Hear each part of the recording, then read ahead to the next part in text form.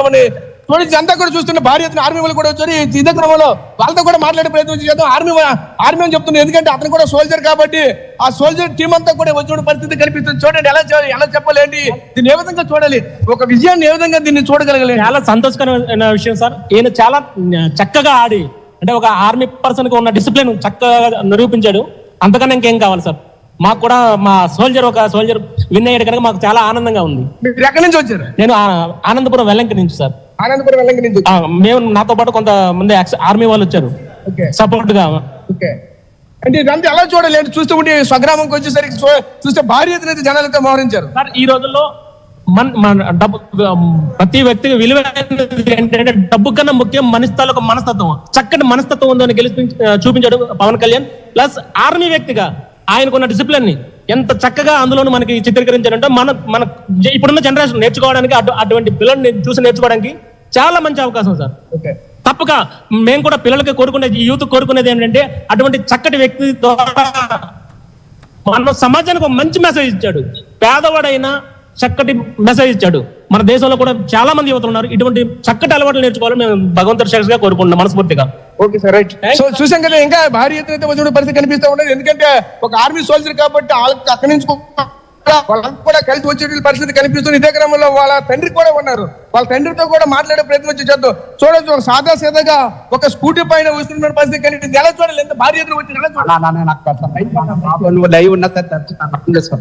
చూడాలండి. చూస్తే ఇక్కడ మీ కుమారుడు కోసం మీ గ్రామస్తులంతా కూడా ఎంత భారీ ఎత్తున వచ్చారు. మీరంతా ఎంత ప్రౌడ్ గా ఉంది అక్కడ నడండి.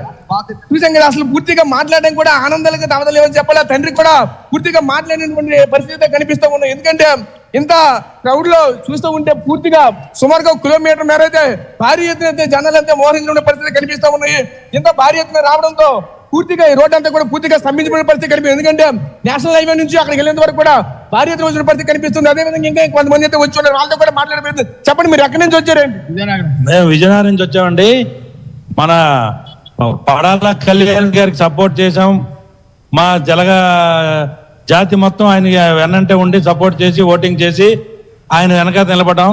మా పివిఆర్ గారు తెలంగాణ సంఘ ఉత్తరాంధ్ర అధ్యక్షులు పివిఆర్ గారు పిలుపు మేరకు మేమందరం కూడా పవన్ కళ్యాణ్ గారికి ఓటేసి, పడాల కళ్యాణ్ గారికి ఓటేసి మేము ఈ విజయాన్ని సాధించారు. ఆయన ఈ విజయంలో మేము అందరం పాలు పంచుకోవడానికి ఈరోజు విజయనగరం నుంచి సుమారు ఒక 30 కార్లతో వచ్చి ఆయనకి మేము మా కృతజ్ఞతలు తెలియజేసుకుంటున్నాం.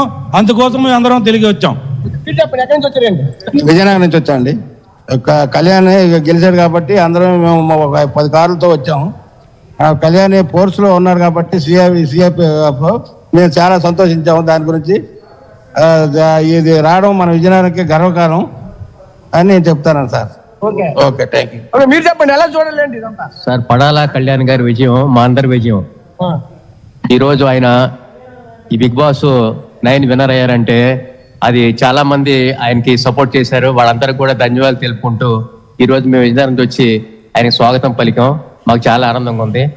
Thank you very much. So చూసాం కదా, జనాలు చూస్తే పూర్తిగా రోడ్డు అంతా కూడా పూర్తిగా స్తంభించి